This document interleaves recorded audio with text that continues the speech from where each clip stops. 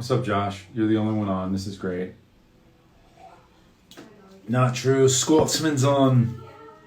Do you know me is on as well? Do you know me? Do you know me? Do you know me?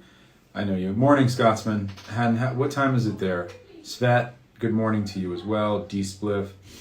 All the loyals are here, and today is a very, very, very, very special time. What's up, Troy? Troy, if you really want to learn about art history, we got probably the most intelligent PhD professor in the world. Yeah, baby. I got a lot to talk to you about, Troy. Shit's crazy. Yo, Kels. Cisco the Barber. Okay, guys, this is what's happening today. Whirlwind Dreamer, Sal Freckles, all you guys, I'm going to tell you right now. What's up? Australia, where are you from? Oleon. All right, nice to see you. It's great. Okay, guys, I have Lizy Dastin on. What's up, DJ Reddy Fox? And Lizy Dastin is Manny Man, the quintessential know-it-all. Just kidding. She is the quintessential encyclopedia brainiac who thinks outside of the box when it comes down to art and art history. She is absolutely unparalleled, a professor of art history at UCLA, a professor at Santa Monica College, a PhD, a speaker, and she also has a degree from Christie's, one of the most prestigious places to get a degree from. And she's never done Instagram Live, so who knows how she's going to know how to do this. She's completely technologically inept. But I think she's probably the most articulate person I know with respect to the history of art. And it's great to converse with her because Lizy and I have a show called Art Attack. And Art Attack is, you can find it on, any podcast place in the world. And Lizy is she's just so smart and interesting. And she, not going to mention the fact that I was hanging out with Kareem yesterday. I was hanging out with Kareem Abdul-Jabbar yesterday. And one thing he said was, which was amazing to me, was, some people just don't love basketball. They play basketball, but there's not the love. He was talking about specifically Byron Allen, or, some people just didn't really feel like they loved it. You have to love it, you have to understand it, and you have to live it, And that's the same thing with art. It's the same thing with basketball. It's the same thing with art history. And Lizy loves it, she understands it, and she lives it. So without further ado, where the fuck is Lizy? Just kidding. Without further ado, where is Lizy? I told it again on a 10:33, and she's really doing what I told her to do, which is not really what she should be doing. She should be getting on early. Okay. Lizy Dastin, my partner, the only person that I could actually have an art podcast with, because I don't think there's anybody that knows more about art history and is as enthusiastic about art history as Lizy is. You're jealous because I was hanging out with Kareem? We're best friends. I don't even want to talk about the fact that I was hanging out with Kareem. So when I was hanging out with Kareem yesterday, we talked a lot about basketball, and I actually have to say that I held my own in the conversation. So that was a cool thing. What's up, Chris? Dude, I was in your neck of the woods yesterday at Kareem's house. Once again, I said I wasn't going to talk about hanging out with Kareem, but I was at Kareem's house, and we were in your neck of the wood. Do I meditate? Sometimes I meditate, yes, but only when I'm on with Troy. Otherwise, I do not. Okay. Does Manny, do you maybe want to shoot Lizy a text to get the fuck on? Please. That would be amazing. Oh my God, that coffee. That didn't make me feel good. Maybe Lizy doesn't know how to do. Oh, she's here? Where is she? Have Lizy join me. Lizy? I don't see Arden Seeking. I'm looking for her. Lizy, why don't you... There you are. Shit. My bad. There we go. Lizy, I've requested you. Now I want you... There you go. I was there! You were there the whole time? I was there the whole time, and especially loved when you said I'm terrible at technology. I'm like, I hear you. You're horrible. I'm so bad. Thank you. So My best friend just said I'm on. I'm like, yes, I'm here. I'm waving. Lizy, we were doing so well with Art Attack, and we're going to do it again. We're coming back with it. For all of you who don't know our radio show, I use our podcast, not really a radio show. There's no more terrestrial radio in our world. People who do not know, they need to check it out because Lizy and I have how many episodes? Over 100? 114. Lizy's a statistician, and she knows that we have 114 episodes of Art Attack. I think it's the most comprehensive show on art history, and it's primarily due to Lizy, and I am basically a whipping post. No, I'm a sounding board for Lizy's knowledge. I'm an antenna. And yeah, I mean, tell everybody what the show is about before we get into what this is going to be about. I will, and that's incredibly kind of you. I think that we both play each other's skills off incredibly well, and we talk about art from two particular lenses. Mine is the historical, yours is the lens of a maker, of an artist who also happens to have an incredible breadth of knowledge about the field. And it's fun because the way that I see art is really from a bird's eye view, and I try to incorporate the context whenever I can, the history, and to understand why things happen as they do, when they do, and how we can derive meaning from that. And you always have that perspective too, but you're such a craftsman that you care much more about the process. And it's great for me because when I'm a teacher, which is the only other way that I get to lecture about this material, my students don't call me on my shit. And if I say something that doesn't make sense, they don't ask, they don't challenge, and you have no problem challenging me. So it's been really a treat, especially when we talk about art that is different for our schemas, when you are more interested in the process and maybe more about the representational field, and I'm more interested about the concept. Also, Lizy has to understand that I'm right and she's wrong. So there's a little nuanced area where she doesn't understand sometimes just the reality of the situation. I'm just kidding. No, I'm dense. So sometimes you just have to drill it into my head that Jackson Pollock and Robert Rauschenberg are garbage.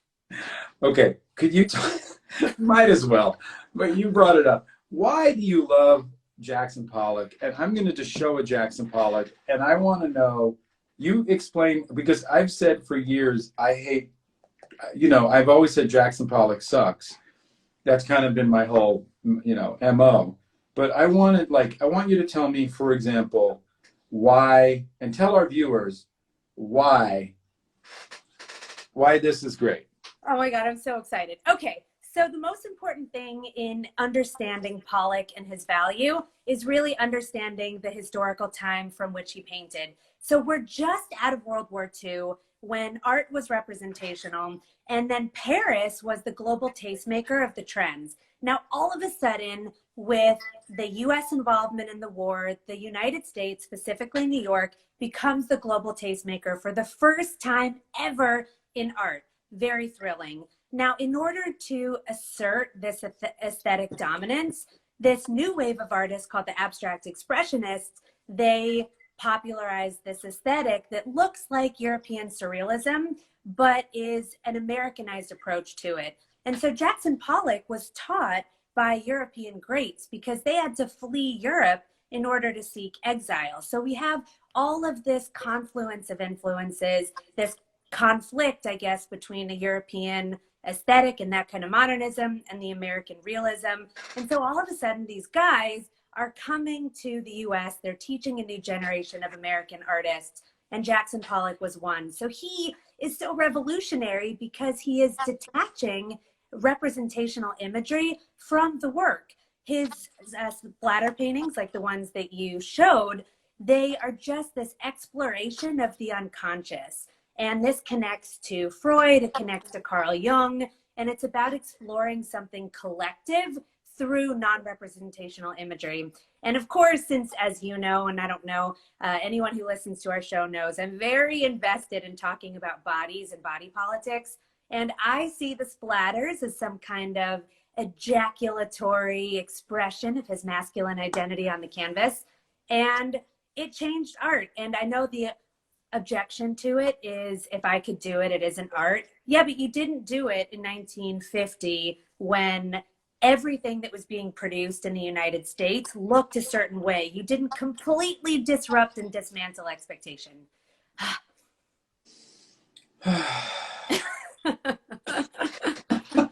I'm so used to combating and debating that. We're not debating it right now. I'm just curious because, you know, I think a lot of people hear it from me that I don't love Jackson Pollock for primarily the reason that you say, because, you know, I would say when Akira was in third grade, I said she could do that or everybody could do that. You make a convincing argument for it. I still hate it. But I think that, hold up, but I want to address a couple things. And by the way, guys, when you ask questions, ask me in the question box. That way I could just take the questions and post them as opposed to reading them, because it's really difficult, especially because I have my glasses right here. But I read a story that the CIA funded postmodern art in order to counter brutalist realism and propaganda with the idea that America, you had freedom and the ability to express yourself. Have you heard that? No. I've heard that before too, and I can't tell if it's just complete conspiracy theory, which the word was actually created by the CIA, or if it's really true, and how important that would be to kind of push the art scene to where we are now or where we want it to go.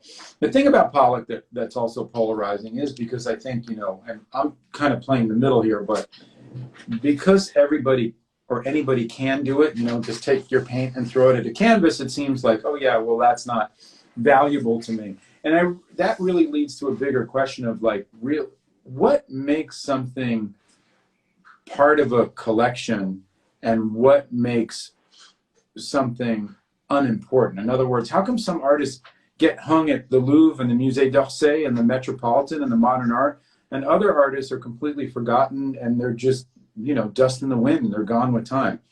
It really has to do a lot, much like politics. Am I wrong to say that some people are rubbing shoulders with the Gettys, and some people are, rubbing shoulders with perhaps the patrons of their time, whether it's, in Michelangelo's days, it's Lorenzo Medici and the Medici family, who were, by the way, cartel.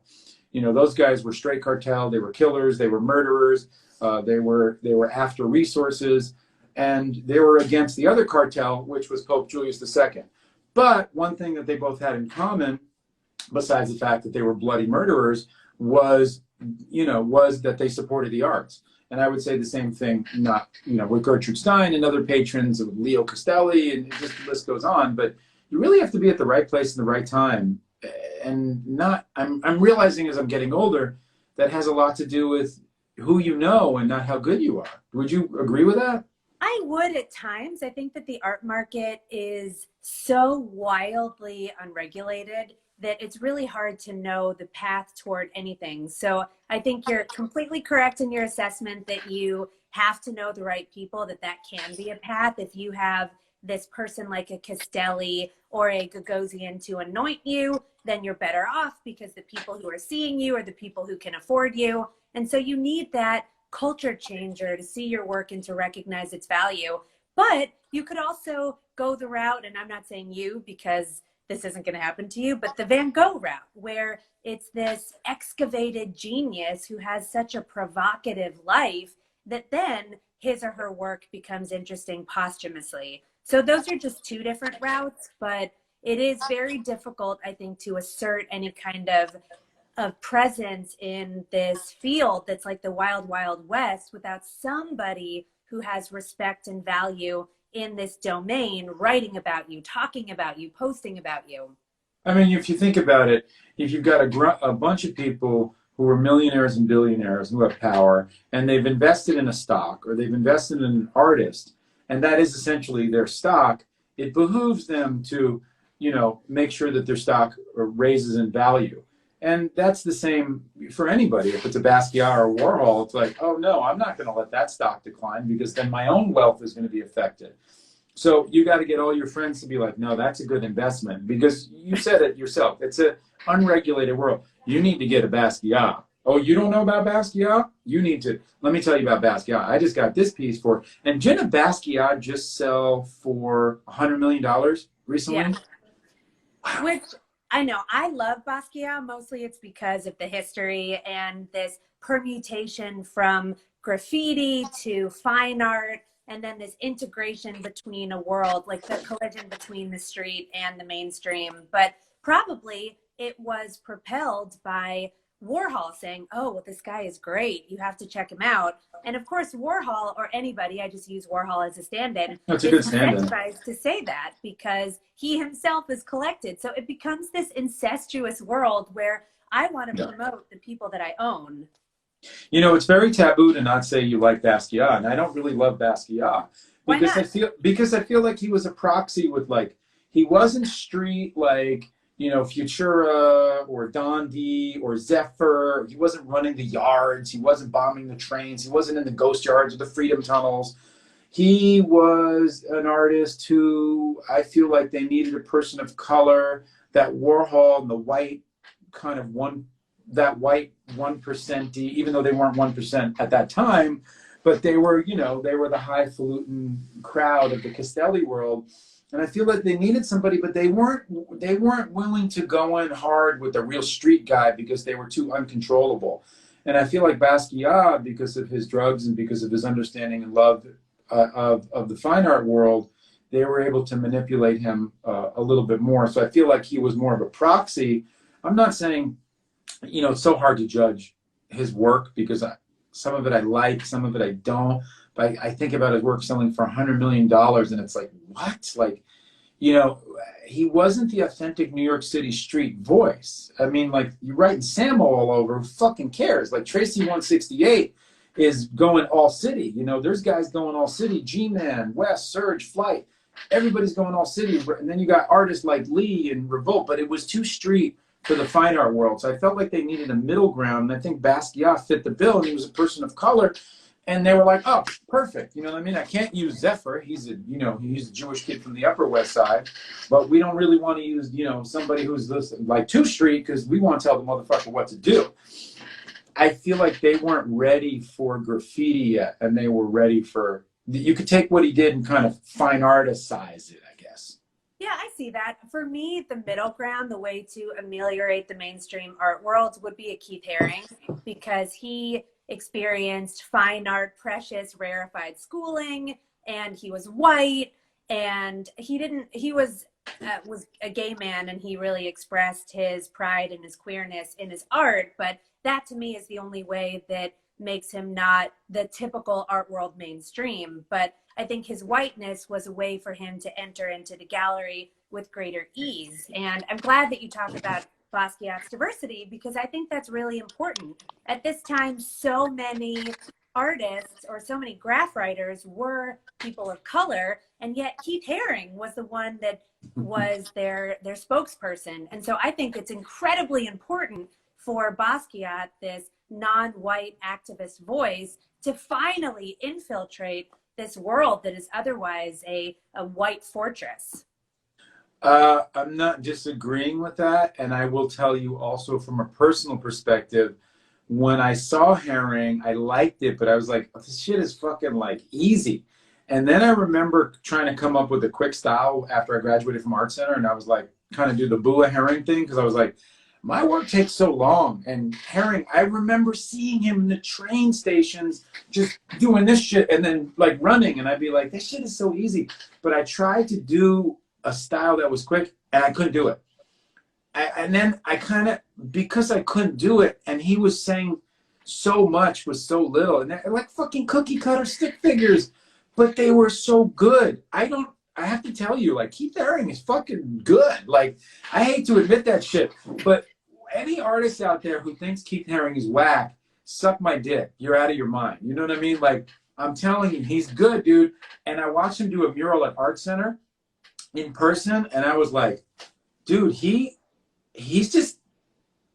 figured something out that no one else figured out. It was like a straight, direct line to concept with the style that was easy for him, but difficult to emulate in a genuine way for everyone else. Because I tried it, and I couldn't do it. and I'm fucking 10,000 times the painter that this motherfucker was. But dude, he figured some shit out. And he was able to get like the anti-apartheid piece he did, you know, and some of those pieces, they're strong pieces, man. He's a strong artist. He's legit. I think so too. And the way that he's able to whittle down the superficial trappings of what we look like and who we are and what we represent to the very bare minimum, I think is universalizing, because anybody from any demographic, any situation can look at a piece of his and connect to it in a visceral way. So I see that simplicity as a really powerful means of aesthetic connection. Greg, who's my friend Josh, asked, is a profound movement more important than the quality of the art itself?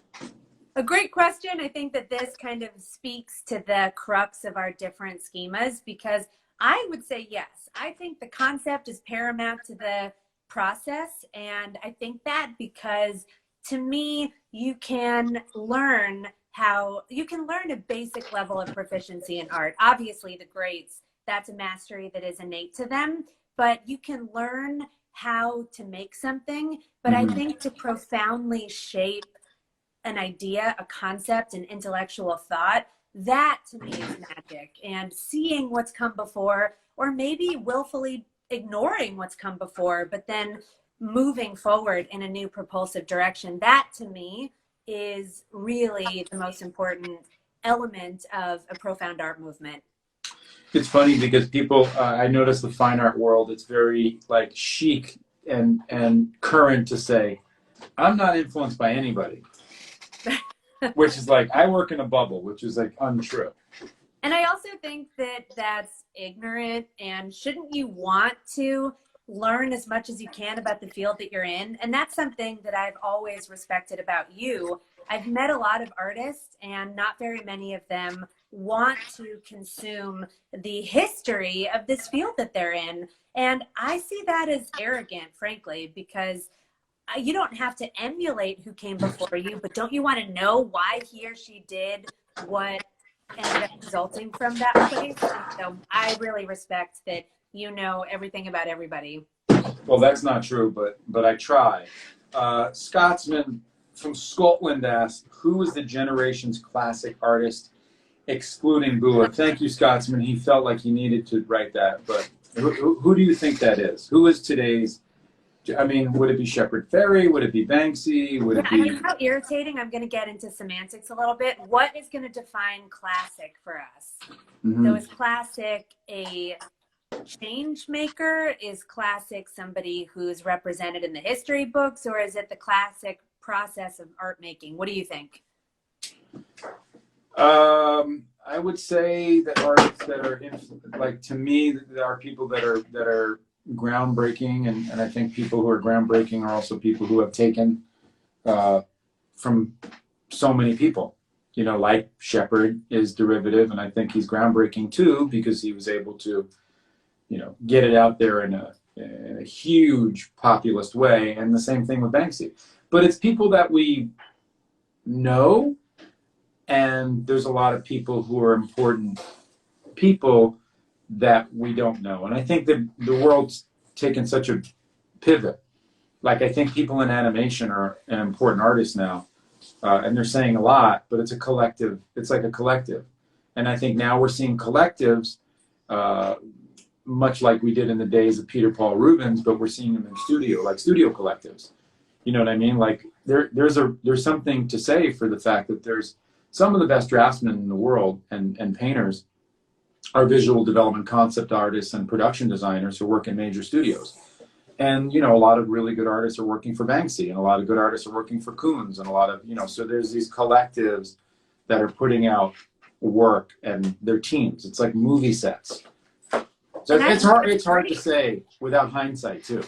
Yeah, that's true. And I love that you said that, because we're always so zoomed into the moment and who's selling for the most amount of money that we lose that perspective of who do you think is going to be meaningful in the future. And I just want to acknowledge what you said about the collective. And I think that is something that is increasing in its visibility. And I think that's great.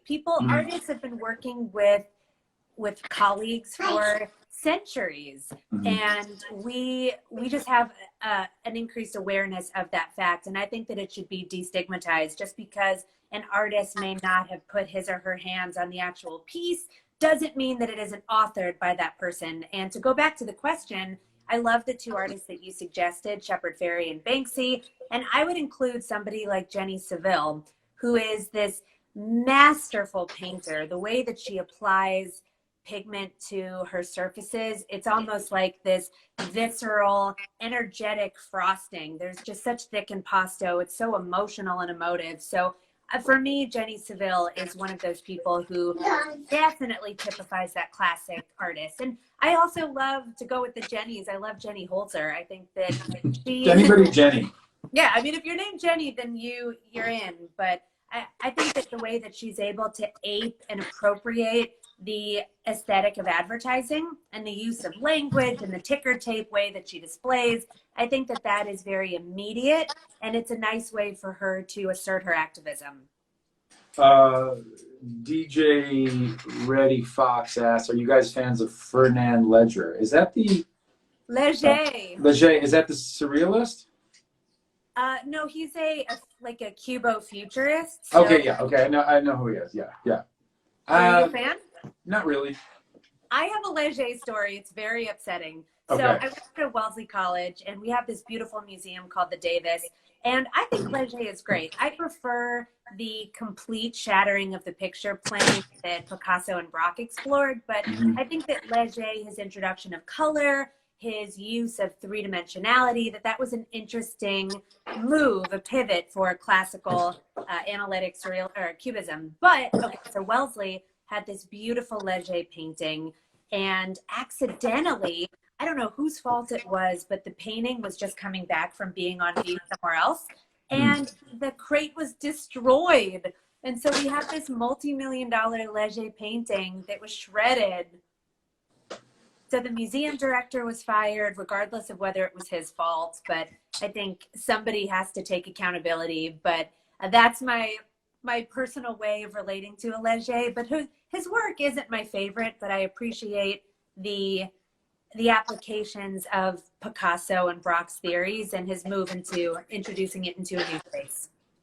Yeah, it's hard to, I'm going to bring up a Léger just so everybody knows what we're talking about.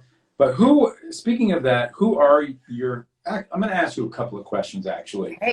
Who is, what's your favorite color? My favorite color to wear is probably black because I'm a New Yorker at heart. But I think my favorite color to visually consume is Yves Klein blue. Léger, by the way, guys. Yeah, bring that back up for a second. Okay, hold on. I got to bring this up. Hi, Masada. Hold on, ready? There we go. Okay, so here you can see the techniques of Picasso and Braque where they're trying to take the picture plane and shatter it as if it's a window and then rearticulate the pieces. So we have some kind of legibility in the work, but we have to almost reimagine the scene as if it's a puzzle. But what Léger does that Picasso didn't is that there's much more color introduced, and also there's a three-dimensionality that's suggested.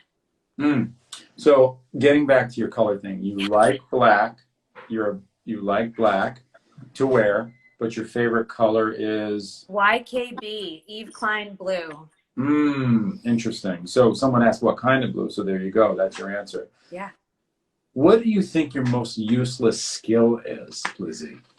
I can juggle, which is pretty useless. I was the co-president of the juggling club in the 8th grade because wow. I'm a nerd at heart. I didn't know that.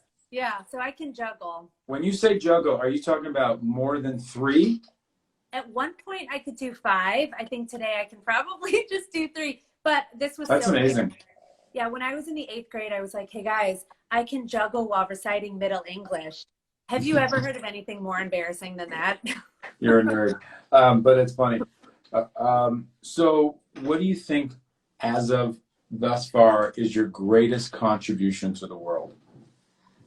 I hope my contribution interpersonally with my friends and my family. I think that's what is most important to me. So my relationships and my inner circle, I hope that I've added to their lives. But I think bigger than that, if I can be to one student what my teachers were for me, especially this teacher, Sarah Jennings, who was the first person who ever introduced me to art, if I can do for anyone what Sarah has done for me, my whole life will be a success. So I hope that I've contributed in some kind of way to my students. I always feel in a class that there are maybe one or two who really get it, who are going to take it and apply it to their lives. Oh, what does Masada want? Can you grab her for a second? No, bring her back. Yeah. I haven't gotten to hold that little one in so many months. It's the two daughters meeting. So what would you say is the greatest painting of all time? And would you be able to justify that in a room of like really intense art historians? Yeah. Okay. The effort. I would say Marcel Duchamp's Nude Descending a Staircase from That's fair. 1912. Greatest painting. I think that represents a huge aesthetic pivot in art that eventually would lead to a Jackson Pollock. But it represents this moment when European modernism and European pathways are finally introduced to the United States. The Nude Descending a Staircase was the first Marcel Duchamp to ever be exhibited in the US. It was shown at the Armory Show in, I think it was 1917 or 1913. We did an episode on that. But people for the first, oh yeah, there it is. And what's so incredible about this is that art for eons has been this window onto the world. So artists would imagine that the canvas that they were creating was as if you were looking out of the window onto a vista that you weren't physically a part of. So it was all about illusionism and trying to make you feel like you were in a space that you can see. And suddenly, in the early 1900s, artists are starting to play with that concept. Photography is invented at this point, and so you don't have to depict life exactly as it is. You can be much more interpretive. And so Duchamp was among those early figures who wanted to create something that shifted the paradigm rather than just doing a one-to-one and recreating reality.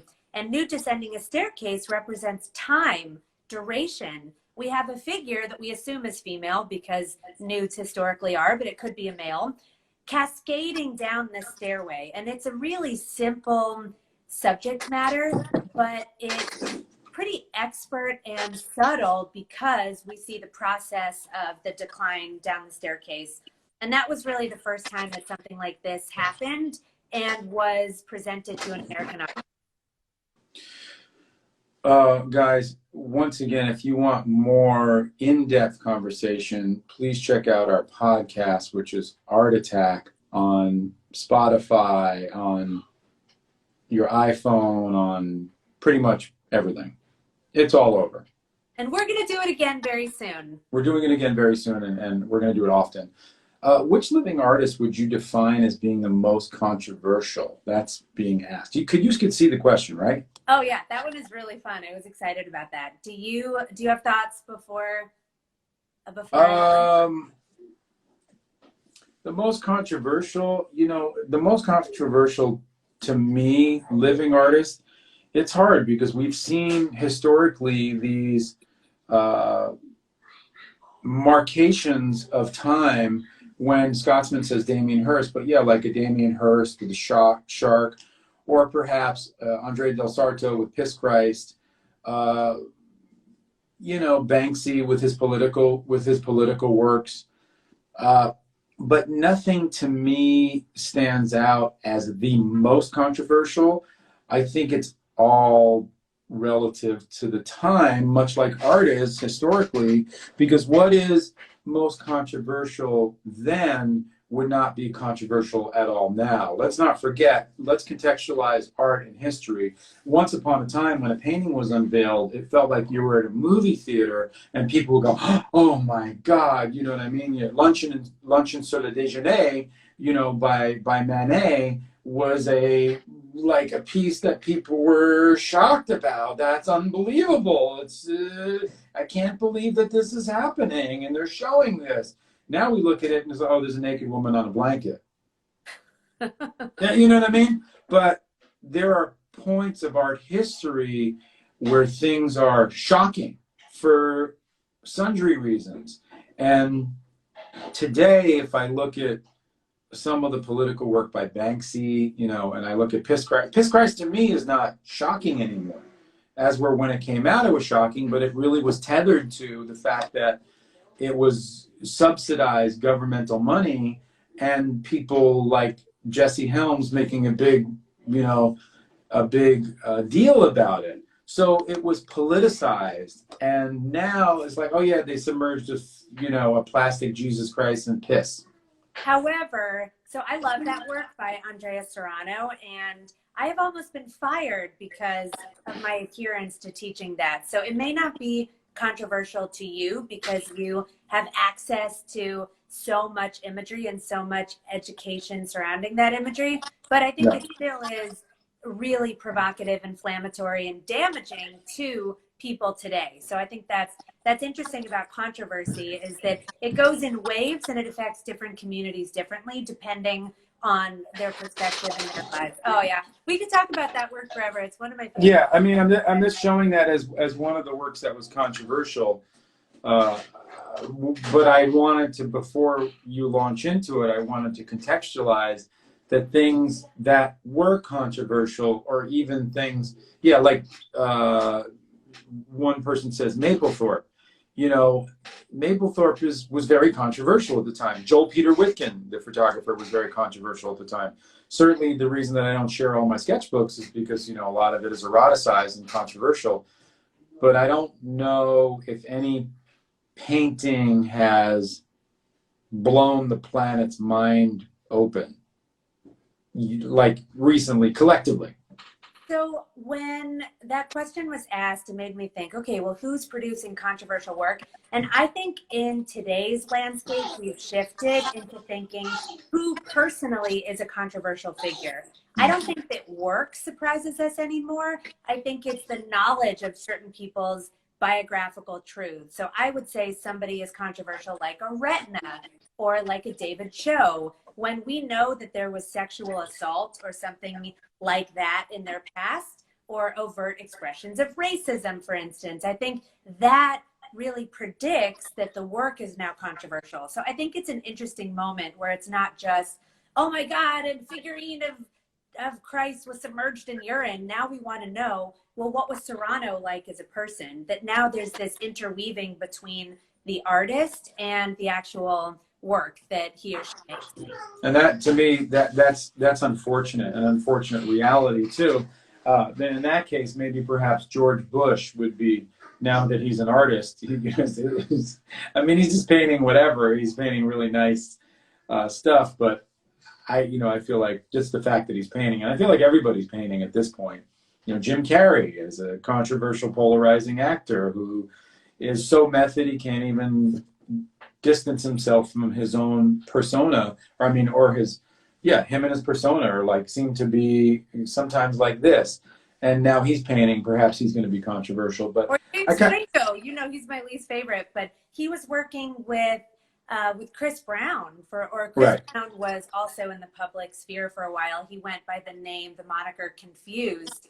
Mm-hmm. And does the work that he used to make, is that particularly controversial? No. Mm-hmm. But to Mm-hmm. me, he is such a controversial, polarizing force that it bleeds into my reception of the work. And I don't know whether that's good. I also think it's hypocritical because I have certain lenses that are more upsetting to me than others, as we all do. And so I think controversy should be contextualized within ourselves. Someone asked, what do you think about the culture?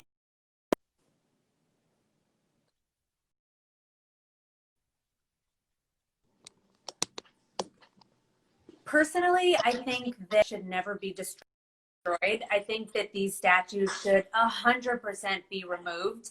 I think they are triggering, they're upsetting, they perpetuate racial stereotypes and systemic racism that now finally we are all becoming better acculturated to seeing. But I don't think that they should be destroyed. I think that understanding a really uncomfortable, deeply wounded past is how we heal. I remember I did a semester class on art of Auschwitz, And Auschwitz is this site of deep trauma. And I don't think that Auschwitz should be destroyed just because we're trying to move on. I think we need it as a remembrance of where never to go back to. And for me, these statues serve a similar purpose. I think they should be gone from public view. People should see them only if they choose to, but that they should have that option. Can you give me an example of what you're referring to? Because I remember going to Montreal and seeing a really weird statue that I was reading it in French and I couldn't even believe it, but it was like, it was all of the colonialists kind of like destroying the Indians. I was like, is this a public statue? It was so weird. Like I couldn't even, I was like, maybe I'm reading it wrong. I'm interpreting it wrong because they would never have anything so politically incorrect in a public sphere. But I don't think I was reading it wrong. I think it was all, I think it was really fucking weird shit about the destruction of the native peoples in Montreal, in Canada. So where do we have these statues live? If we shouldn't, we should take them out of public view because it's offensive. But that means that if we take them out of public view, we have to put them somewhere. Yeah, and I think that's a great question, and it's one that needs to be sensitively explored by people who can make these decisions. But my perspective is that they should be in a history museum. There are war history museums, like the one in England on World War I and World War II. And I think that framing these statues through the guise of history is a way to kind of depoliticize them in an upsetting way that we see them today. Like they should not be celebrated. I also am supportive of certain names of squares being changed if the name represents the name of a person who was a Confederate who actively exhibited racist behavior. I think that we need to be sensitive to that and to make those necessary changes. But I think that being in a history museum is their best context, because history, we should be able to view it with a certain level of neutrality. And you asked what statues are being referenced, and it was just that, these Confederate soldiers who have been celebrated through these public art monuments. And, you know, that is a, I'm sorry, I'm reading the Anita Lelove. So anybody that asks a question, I'm going to implore you to put it in the box with the question, because otherwise I got to do this, and it's really annoying, and it's a lot easier because Lizy can see it as well. You know, I think it's interesting, and then, but it's convoluted, because then we have to live a life of chaste and nobleness and reverence, and we as artists and as people are fallible, and oftentimes, especially now, we tend to look at somebody's life under a microscope. And I see it right now happening in the culture of hip hop, where people are getting culture canceled. You know, a friend of mine, it just happened to him because he spoke out of turn. He didn't mean anything at all negative. He's probably one of the most loving, kind, generous, fucking amazing human beings ever. And he was demonized for saying something that, you know, he was naive. But I think oftentimes that gets tethered to a legacy. And in certain cases, of course, like, you know, when you're talking about real heavy shit, like some Cosby shit, you're like, yo, that's fucking crazy. Fuck that dude. You know what I mean? But other times, had we known the history and the true story about perhaps somebody like a Picasso, or, you know, these people have, you know, stained existences, and we don't know them perhaps. And also, we have to be very careful about how people are giving you truth and writing history, because we know that a lot of shit is just fake all the time. Lies, spun for other reasons. So what's your take on that? In other words, if you realize your favorite artist was a misogynistic prick who was, you know, a womanizing, wife-beating, whatever, would that change your love of their art if their art is still their art? I think it does, and I don't necessarily think that's right. I need to recognize when I feel like a puffer fish and I'm out and I'm feeling sensitized and attacked. And I think that it's all of our jobs, our journeys, our work to try to de escalate situations and to separate that artists or nobody is just one thing. And you're right to use that example of a womanizer because that, of course, any kind of attack on bodies is for me what's most upsetting. And hearing that Degas was an anti-Semite, that shapes my view of his art. But it would be so sad for me and for the world and anybody else who loves Degas to let that completely cancel Degas from the lexicon. Because then if we're looking teleologically for something wrong that anybody did, we'll be able to find it. And I think that we have to be able to see it, acknowledge it, feel it, talk about it, but also be able to disassociate enough to understand the value of what was produced. And I'm not that great at it yet. And it's definitely something that I'm working on, but recognition is the first step, right? Listen, I'm half Jewish, so I would be the one to say, I feel like if you are that, you know, religion or nationality or ethnicity, you can have more of a louder voice in the room on it.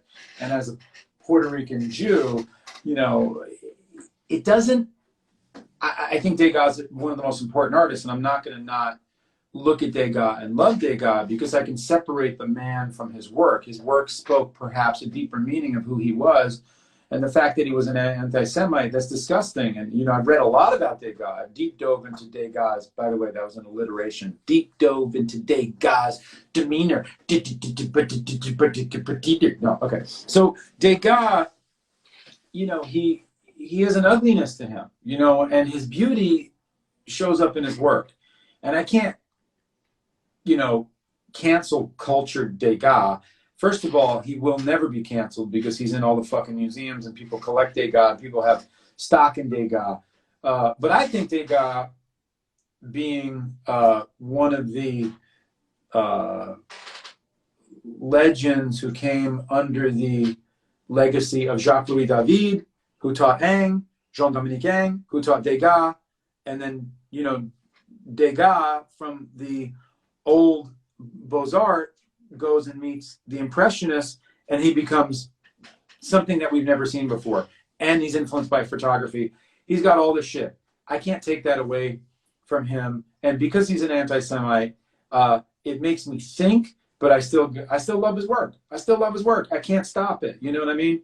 And all of Thank God, by the way, I never liked R. Kelly's music. No offense to anybody who did. Never liked R. Kelly. Didn't love his music. Thought he was cheesy, and he's disgusting. Never. I'm never into it. And so, like, I'm like, oh, Greg, he's a piece of shit, too. Wow. That's not surprising. And it's so weird because my whole generation goes, I can't believe it. I loved R. Kelly. I never loved him. You know, but I can't, you know, like with Degas, I just feel like he was a bigoted, angry, just fucked up dude. Like he's kind of a hermit, and he was just like curmudgeon-y and just blamed the Jews as a scapegoat. Like if you really looked at his racial allegiance, as intellectual as he was pretty myopic in terms of his understanding of Judaism and the Jewish people. He was just looking for some shit to be angry about. And I could say, you know what? That's his ugly shit. But here's his beauty, and his beauty gives me so much pleasure. So I'm not going to hate on Degas. Yeah, I think that these things all have to live concurrently alongside of each other. I don't think that we should eschew his anti-Semitism. I don't think that we should only focus on it. I think in understanding art from a holistic perspective, we have to know the history, the time, his feelings, his personal beliefs, maybe why he had those beliefs. And when we know better, we do better. Maybe he didn't know better. And I don't say that to invalidate how horrific it is to have some of the beliefs that he did, and in the performative way in issues that we talked about on our podcast episode about Degas. But I think that everything has to be like a slice of a pie, and that one piece shouldn't inflame or enlarge over the other. So that's what I'm trying to do, is just to appreciate all the different facets and to not be so upset by one that I invalidate the others. Yeah. Someone said instead of destroying the statues, they should just be vandalized. Celebration of genocide disturbing. I don't think that Lizy was saying they should be vandalized. I was thinking that she was saying they should be taken somewhere to be seen as part of a history of ugliness. And to vandalize it is, to me, adding more ugliness to something that's already ugly. Yeah, and I agree that they should be removed from public view. I think that it's very important that people have the agency to choose what kind of material they are about to see or what they're about to become enveloped in.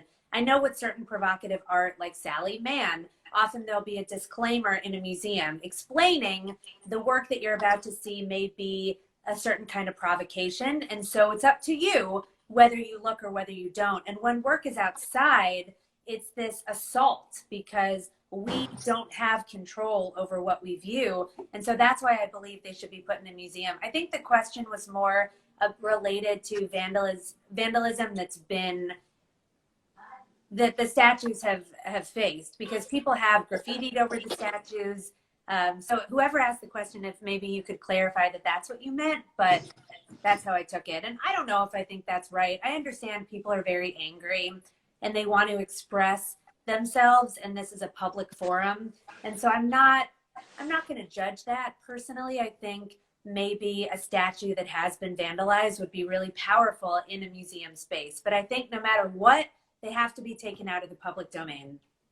Okay, someone said, what have indigenous arts added to art history in the modern art world? That's a great question. So much. I think as your use of indigenous, I'm just going to interpret that as non-Western. And Picasso and a lot of his colleagues in the Fauve movement and also in German Expressionism, they all found contact with this museum that was for the first time in Europe displaying African objects. And this happened right at the turn of the century, so in about 1905, 1906, and these artists are seeing these incredible stylized masks, and it drastically informed their aesthetic choices and the direction of their art. Now, what's problematic to me is that that's deforming ethnocentrism, because they didn't know what the masks, for instance, were supposed to actually embody, how they were supposed to function, the power associated with these objects. They just saw them as aesthetic exercises. And for me, that's problematic because it's this Western gaze completely misrepresenting a non-Western object. But that's one instance of non-Western work shaping the Western linear trajectory. And another, I think, would be Japanese prints, these ukiyo-e woodblock prints that so many of the Impressionists discovered and helped move them toward flatness, toward having these bifurcated lines in their works where so much of the piece is negative space, and the power of that pause, that void, that silence. So those for me would be two really significant intersections, the African and the Japanese. Right, because I feel like with the African art, Picasso definitely appropriated the statue, flat, graphic aspect of it, but did his own shit with it. He had his own Picasso-esque spin on it. And by doing that, perhaps gave light to, much like the Impressionists did when you look at Whistler and Degas, or, some of the Impressionists, they gave light to the Hiroshige and Hokusais of the world, which was good. But people have a tendency to kind of overlook, the African artists individually because we're not too familiar with them as individual artists because it was much more spiritual and ritualistic. And the same with the Japanese printmakers.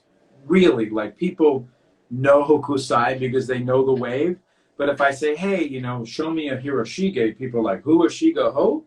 Motherfucker, what? Like, no. Hiroshige is one of the greatest painters of all time.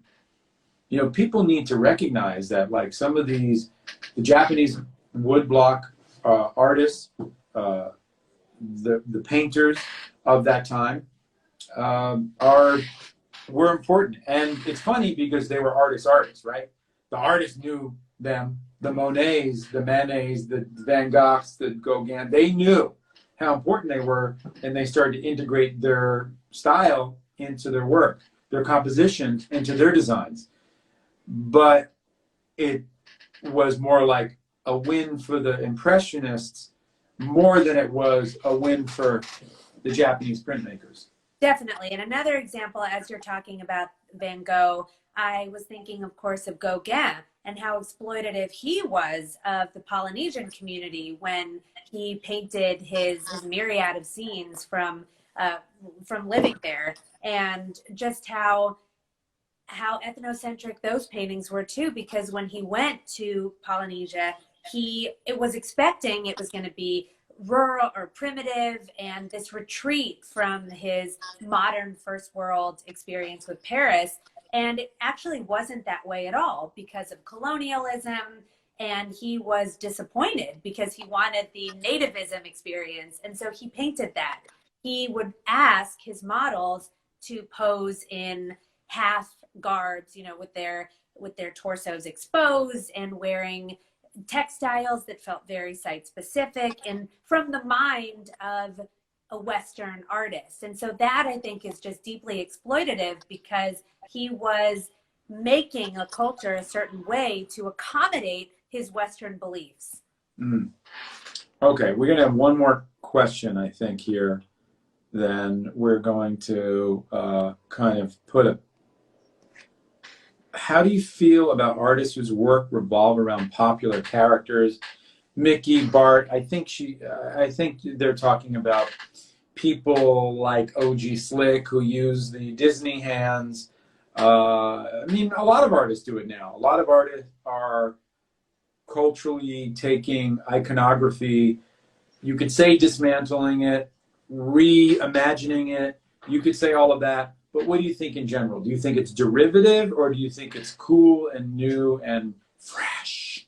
I don't think it's often cool and new and fresh. I think that sometimes it is an easy choice for artists to use figures that have their own popularity, whether it be cartoon figures, pop culture figures, celebrity figures, and they are capitalizing on the clout of their subject in order to sell their work. I think that that is the straw man's argument. That's the worst view of when people use that. And I think the steel man's argument is that they're hoping to draw in those figures in order to say something new about them or to have a different perspective. And I think that both happen, but more often than not for me, the use of a Marilyn or a Mickey, I think that that is just kind of a lazy way to gain popularity.